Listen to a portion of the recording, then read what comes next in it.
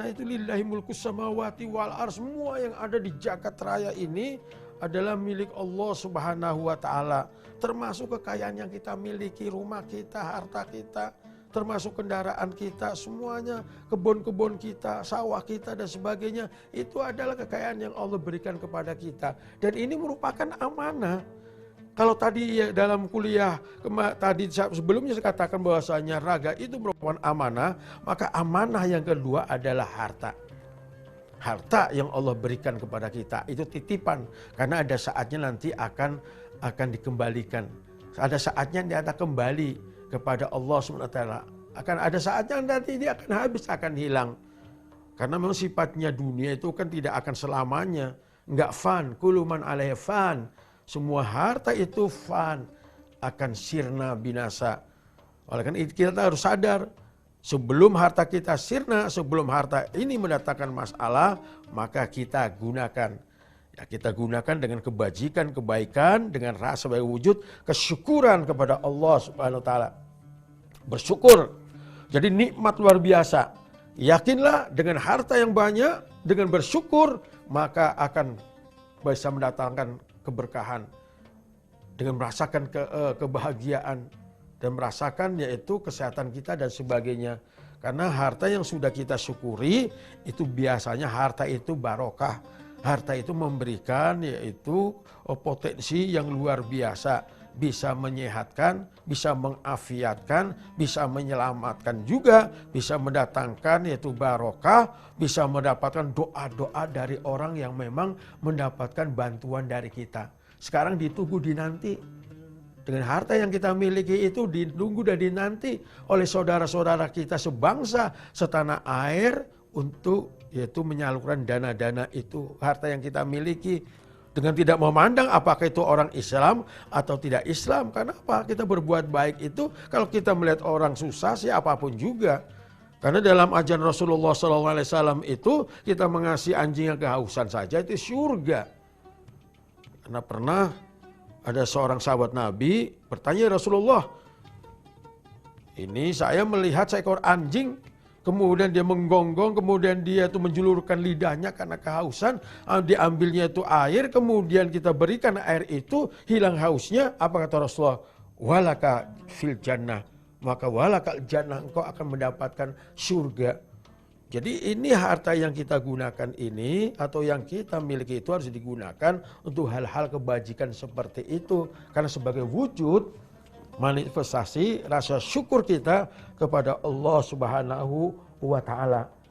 Sangat tidak tepat kalau seandainya harta melimpah, kemudian kita meninggal, kemudian tidak digunakan apa-apa, dan ini akan menjadi masalah, akan mempersusah perjalanan kita menghadap kepada Allah Subhanahu wa taala.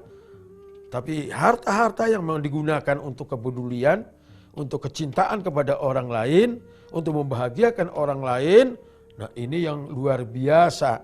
Ini ada kisah yang luar biasa, ini Masya Allah. Anaknya sudah bekerja luar biasa, hartanya sudah luar biasa. Ibu kandungnya ini sampai dia jualan, yaitu jualan di kaki lima. Jualannya itu hanya makanan kecil, berapa dia mendapatnya. Dia mengontrak dan sebagainya, dia nggak mampu. Ini yang harus kita perhatikan, ini yang harus kita lihat, yaitu saudara-saudara kita lihat kanan kiri kita. Ada saudara-saudara kita memang tengah ya diterpa diuji oleh Allah karena ketiadaan apa-apa. Saya pernah melihat bagaimana saudara-saudara kita yang sudah tuaran tadi pinggir-pinggir sungai. Jangankan dia makan 2 kali sehari, sekali kadang-kadang seminggu juga belum makan dan sebagainya. Maka ini menjadi tanggung jawab kita. Rasa syukur akan harta yang kita miliki, maka dalam manajemen barokah dalam harta, maka itu harus berikan kepedulian kepada saudara-saudara kita. Ini yang pertama. Yang keduanya, kata Rasulullah SAW, harta yang disedekahkan juga, yaitu bersedekah dengan harta itu barokah. Jadi bersedekah dengan harta itu barokah. Jadi kalau ditanya bagaimana supaya harta kami bertambah? Bagaimana Ustaz kalau kata harta kami tidak berkurang, bahkan bertambah-tambah, isdad itu bertambah-tambah. wanumu dan berkembang harta kita? Ya jawabannya mudah, bersedekah. Dan bersedekah kita tidak mengharapkan apa-apa. Atau katakanlah imbalan atau pujian dan sebagainya, tidak. Kita bersedekah tulus, kita memberikan segala sesuatu yang ada sebagai namanya harta itu kepada orang yang membutuhkan. Dan tidak perlu kita mengharapkan balasan dari orang yang kita bantu. Karena perlu ada sebuah, yaitu yang ketiganya ada keikhlasan. Ya dengan ikhlas maka kamu akan barokah. Jadi harta yang memang itu bersedekah dengan ikhlas memberikan kepada orang-orang yang membutuhkan, maka ini akan mendatangkan keberkahan yang dahsyat kepada harta kita. Harta yang memang sudah disyukuri, sudah disedekahi, sudah diikhlasi untuk memberikan pedulian kepada orang, kepedulian kepada orang, memberikan pelayanan kepada orang, maka insya Allah harta ini akan bertambah terus, tidak akan berkurang. Dan ini akan menjadi amal jariah yang dahsyat luar biasa. Apalagi kalau harta ini diberikan kepada anak yatim piatu, kemudian diberikan yaitu untuk bangunan katakanlah pondok pesantren, kemudian juga untuk masjid-masjid, kemudian untuk majlis-majlis taklim. Wah luar biasa. Untuk orang-orang yang susah, untuk janda-janda yang susah, yang jalannya susah, orang-orang yang sakit. Wah ini kemuliaan-kemuliaan yang luar biasa. Ini yang diajarkan, diarahkan oleh ajaran Islam. Bahwa harta itu harus mendatangkan berkah. Jangan banyak harta tambah celaka sebagaimana yaitu Qarun. Banyak harta dia celaka dimakan oleh bumi. Jangan juga banyak harta juga membuat kita lupa.